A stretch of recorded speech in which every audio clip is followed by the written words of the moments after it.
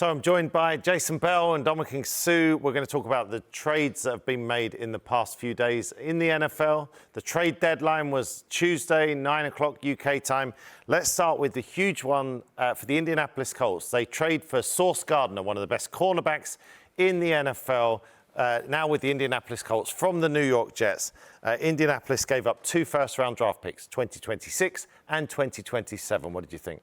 Well, it tells you what they think about their team, which is we got a chance to make it to the Super Bowl, and we believe in that. Because first of all, to make that kind of trade for those kind of assets, you have to convince ownership. Yeah. You have to say, hey, this is the move we want to do.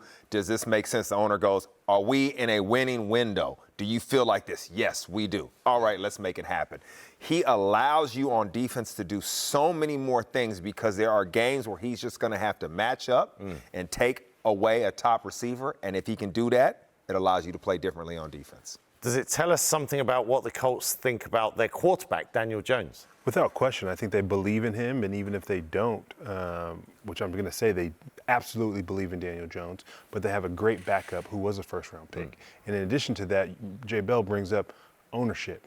Ownership believes that they're in a window right now to win, and I'm going to give you all the resources to make all the decisions for us to go and win a Super Bowl. The New York Jets were busy during the trade deadline because they shipped off Quinnen Williams, their all-pro, best of the best defensive tackle. He goes to the Dallas Cowboys. Is that enough for Dallas to improve a 31st ranked defense? I think so. I got to give a shout out to Jerry Jones for that move. He's a disruptor.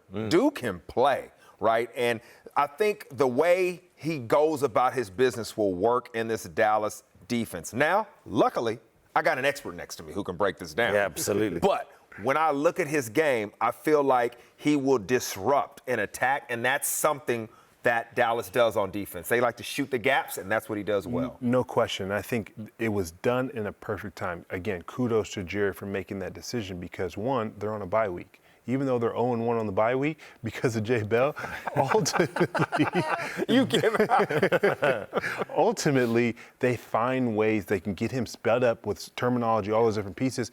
And in defensive line play, it's hit ball, see ball, hit ball, and that's what he does. The New York Jets are in a rebuild. That's clear. That's clear. Although they've won 2 games in a row now, they're stockpiling draft picks. In the 2026 draft, they have 2 first-round picks and 2 second-round picks. So 4 picks in the first 2 rounds. 2027, 3 first-round picks, 1 second-round pick. Again, 4 selections in the first 2 rounds. Is this good news for Aaron Glenn? It means he's going to be given time to build, their head coach. Well, he's telling you a couple of things. Yes, this gives him time to build, but he's saying this isn't the identity of the team I want, right? I know these are top players, but they don't fit my philosophy. I've tried it, doesn't work. Now give me the picks to go build the team that I know I need. And those picks might not be used on, I mean, what's that, 8 picks? They may not be used on 8 players. They may have packaged stuff up because they've got to find a long-term answer at quarterback. There's tons of optionality, and that ultimately what they can do now is they have pieces to the chest. And now they can make all these different moves. But even with them making moves, I love the way that they're still fighting and building that team because, again, Jay Bell made a very clear point. Aaron Glenn wants to build his team his way, and some of those guys weren't seeing that vision right away. So you'll know this very well. Howie Roseman, the general manager of the Philadelphia Eagles, he can't resist a trade. He's always looking to add. He brings in Jalen Phillips, the edge rusher from the Miami Dolphins. Yeah. What did you make of that move? I think it was a great move because, one, Jalen Phillips, yes, he's had trouble with injuries and these things throughout the year, but Philly, what they do best is they protect their players, and they have it's players in numbers. And I know Jeremiah Washburn, that defensive line coach, will make Jalen Phillips play at a very, very high level. Vic Fangio likes him. Yeah. Defensive coordinator, right? They were there together in Miami. Yeah, so, and that's the key. If your D coordinator who you trust goes, I can use this guy, I know how he can be disruptive. And if you look at this team, what have they done well when they dominate? That defensive line is taking over games. Roll them in one after the other. Exactly. That's what they do. They believe we rush in numbers. How good is it for a player like Sauce Gardner, like a Jalen Phillips, to, like you both said, you kind of alluded to it doesn't work for the team, doesn't work for the player. You've got to go your separate ways. These players have got a fresh start now. It's amazing how that changes the outlook of your season. Just the change of scenery. I've seen it happen guys come in, they're not happy for whatever reason, then all of a sudden they got that new pep in their step and they are ready to go. So it usually works out for everybody. So hopefully that's the case. It works out amazingly for most times than not. I remember getting to Philly and being elated to being in that building.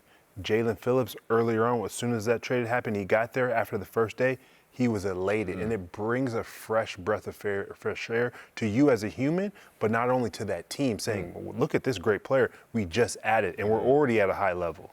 Even on a personal level, though, you're a competitor. Yeah. There's a difference, surely, between competing on a team that's 4-8 or 3-7 to suddenly know I'm right in the Super Bowl race. Yeah. I mean, you look at Sauce Gardner, I went to an 8-2 team Yeah. versus a 2-8 team. Right. Yeah. Like, that's massive. Same thing with Jalen or Phillips.